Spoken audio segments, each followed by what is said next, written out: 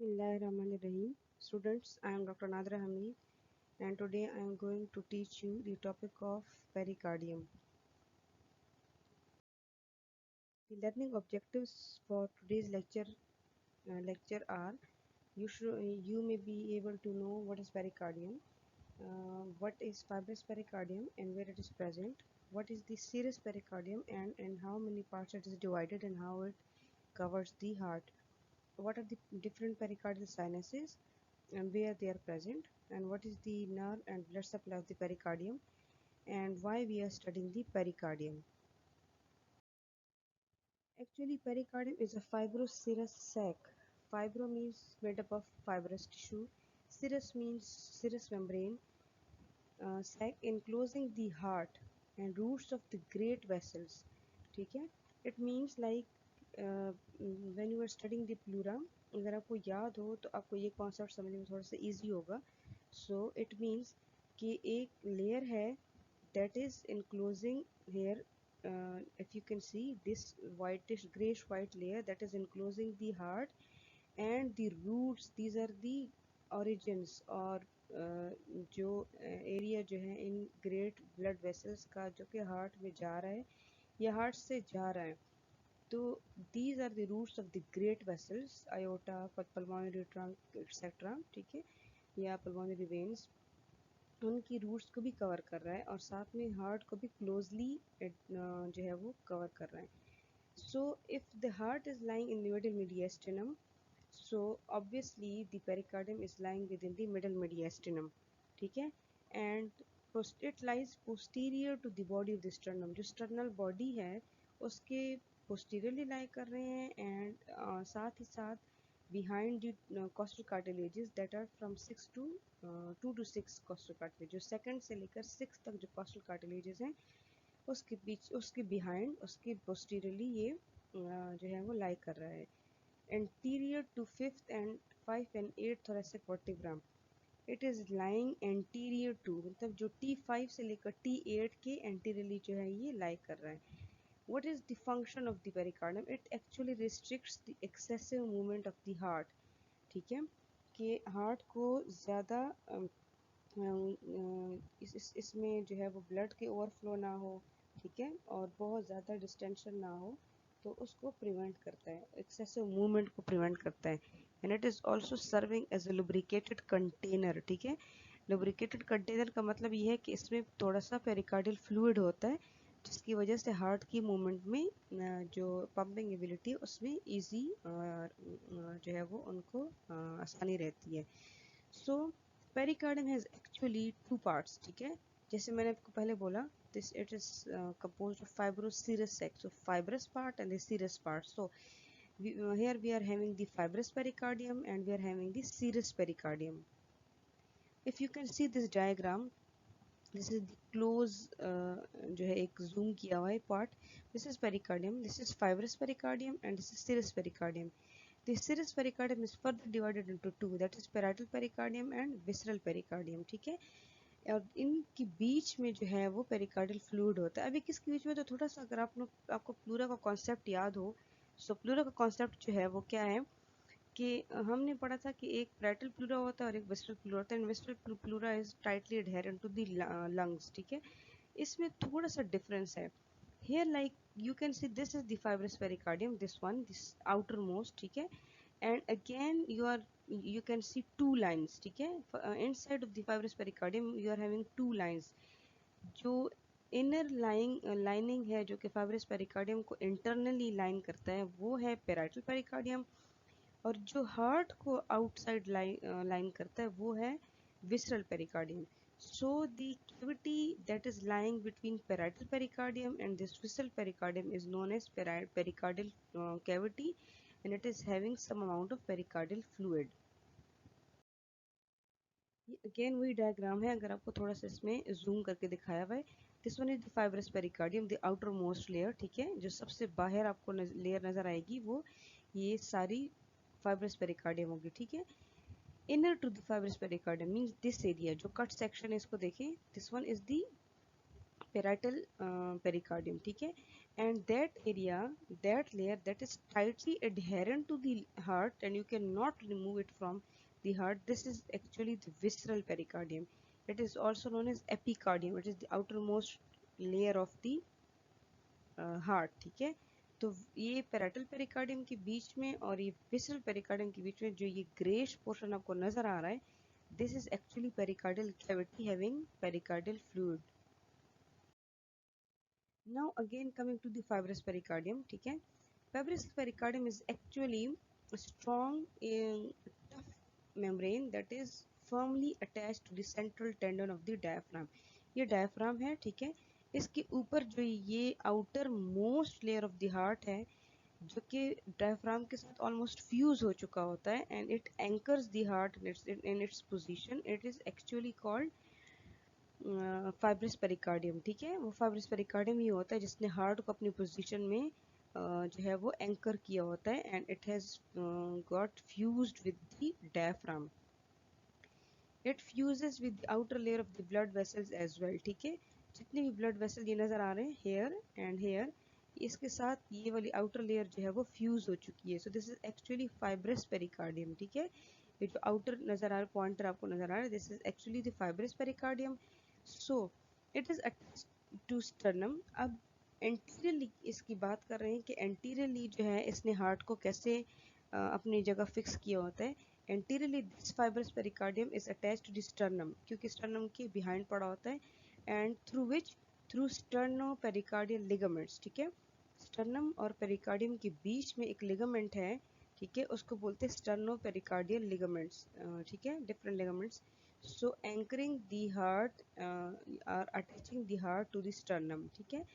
It is bound posteriorly by loose connective tissue to structures in the posterior mediastinum। अब जितने structures आपने posterior mediastinum में पढ़े हैं, ठीक है, वो बिहाइंड द हार्ट जो प्रेजेंट होते हैं, ठीक है। अगर क्या कहते हैं, फॉर एग्जांपल जो है वो सिंपैथेटिक चेन है वो आप ले लें, उसके साथ या डिफरेंट जो है वो और स्ट्रक्चर्स के साथ एंड ऑल्सो वर्टिब्रा जो कि T5 टू T8 है उसके साथ अटैच किस चीज़ ने किया होता है, पोस्टीरियरली लूज कनेक्टिव टिश्यू के साथ अटैच होता है और इंटीरियरली स्टर्नम के साथ स्टर्नोपेरिकार्डियल लिगामेंट्स के थ्रू अटैच होता है। And inferiorly, if you remember, inferiorly जो है it is attached to the central tendon of the diaphragm, almost fused with the central tendon of the diaphragm and you cannot separate it during dissection, ठीक है। It is continuous with the tunica adventitia of the great vessels entering or leaving the heart। जैसे मैंने आपको अभी बताया, ठीक है। Here you can clearly see the attachment of the fibrous pericardium with the roots of the great vessels, ठीक है। तो इसके एडवेंटिशिया के साथ में the outer most layer of the vessels को एडवेंटिशिया बोलते हैं, ठीक है। ट्यूनिका एडवेंटिशिया, देन मिडल में tunica media and inner most tunica इंटेमा, ठीक है। तो वो सारा पढ़ेंगे हिस्टोलॉजी में, जो कि ब्लड वेसल्स की हिस्टोलॉजिकल स्ट्रक्चर है। उसका जो आउटर मोस्ट लेयर है, जैसे कि जहाँ पॉइंटर मैं मूव कर रही हूँ, ठीक है, उसके साथ ये फाइब्रस पेरिकार्डियम फ्यूज हो जाता है, ठीक है, एंड इट एंड्स देयर, ठीक है। Now, serous pericardium is actually just like the pleura, ठीक है। अब इसको यहाँ पे आप प्लूरा के तरह से ले सकते हैं। जो फाइब्रस पेरिकार्डियम था वो एक एक्स्ट्रा लेयर थी, जैसे अगर आप प्लूरा में एक एक्स्ट्रा लेयर लगा लें along with the parietal pleura, ठीक है, तो उस तरह का एक स्ट्रक्चर था। लेकिन that was needed in heart, not needed in lungs, so nature ने जो है उसको हार्ट में प्लेस किया हुआ है। सो सीरस पेरिकार्डियम जो है it lines the fibrous pericardium, ठीक है। अब ये जो आपको जितना भी इस डायग्राम में नजर आ रहा है, ठीक है, hair it is actually the serous pericardium. Here the fibrous pericardium has been removed. Fibrous pericardium, if present, will be attached from here outer and it will cover the outer side of the heart here and it will be attached to the great vessels, the roots of the great vessels, ठीक है, fused with the adventitia। So यहाँ पर present होता fibrous pericardium। अब ये जो serous pericardium, it is actually lining the fibrous pericardium, ठीक है। इसका जो two layers है, parietal and visceral, ठीक है। visceral sorry जो parietal pericardium है ये वाली लेयर है। see this, the outer जो आपको ये ग्रेश ब्लू नजर आ रहा है, इसका जो सबसे आउटर पोर्शन है, this is actually the parietal pericardium. और इसी पेराइटल पेरिकार्डियम के बिल्कुल आउटसाइड है हमारे पास प्रेजेंट होते हैं fibrous pericardium. Clear? So it is reflected around the roots of the great vessels. It gets continuous with the visceral layer. अब जैसे हमने फाइब्रस में पढ़ा था कि it is continuous with the or fuses with the tunic adventitia of the great vessels, वो यहाँ पे अटैच हो जाता है। ये जो पेराइटल पेरिकार्डियम में अटैच नहीं होता, it is reflected back like here, ना आपको नजर आ रहा है, it is reflected back and fuses with the visceral pericardium। ठीक है, इसलिए यहाँ पे जो है विस्टल पेरिकार्डियम के साथ अटैचमेंट की हुई है। ठीक है, and it again covers the heart जब ये विस्टल पेरिकार्डियम के जो है वो बन जाता है। ठीक है, so visceral pericardium is actually firmly attach to the heart. Visceral pericardium जो है ये हार्ट के साथ फर्मली अटैच हो जाता है। ठीक है, and it is actually called epicardium, the outer most layer of the heart, जिसको आप हार्ट से रिमूव नहीं कर सकते उसको बोलते हैं एपिकार्डियम। ठीक है, pericardial cavity is present between this visceral pericardium and parietal pericardium. So this one, the grayish portion inside is called pericardial cavity and having pericardial fluid. इसकी मिसाल बिल्कुल इसी तरह है जिस तरह के मैंने आपको प्लूरा में दिया था कि if you put a fist into an inflated balloon, ठीक है, so उसका जो inner portion है वो आपका visceral layer बन जाता है, that is actually covering your fist, और जो outer portion है that is formed and known as parietal layer, जो कि इस visceral layer के साथ fuse हो चुका होता है at the ends। ठीक है, like this blindly। Now coming towards the pericardial sinuses. ठीक है, पेरिकार्डियल साइनसेस जो है एज सच इनकी क्लिनिकल इंपॉर्टेंस इतनी नहीं है, but they are actually form during the formation of the heart. ठीक है, जब हार्ट की पेरिकार्डियम के अंदर फॉर्मेशन एंड रोटेशन होती है उस टाइम जो है वो पेरिकार्डियल साइनसेस की ओरिजिन लेते हैं। ठीक है, so you are having two sinuses, these actually reflections of the serous pericardium। reflections का मतलब जब भी मैंने आपको बताया कि वो जो है वो टर्न हो जाते हैं at the roots of the great vessels। ठीक है, तो वो turning point जो है उसको हम लोग reflection बोलते हैं। the fibrous the parietal pericardium fuses with the roots fuses with the visceral pericardium। ठीक है, सो जो parietal pericardium जब visceral pericardium के साथ fuse होता है and its reflection around the roots of the great vessels, so some sinuses are formed। First of all, the oblique sinus। ठीक है, this OS shown in the diagram is the oblique sinus।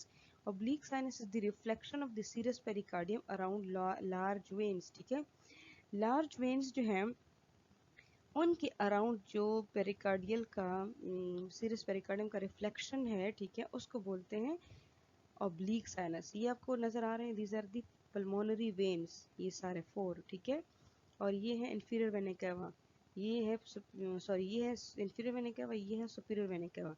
इनके साथ साथ जो ये वाला passage वे है hair, ठीक है, ये रिफ्लेक्शन ऑफ ऑब्लिक साइनस लिखा हुआ है, ये है आपके पास ओब्लिक साइनस। ठीक है, reflection of serous pericardium around the roots of the veins, जो वेन्स के अराउंड जो है एक पैसेज वे बन जाता है, this one, this is called what, this is called oblique sinus.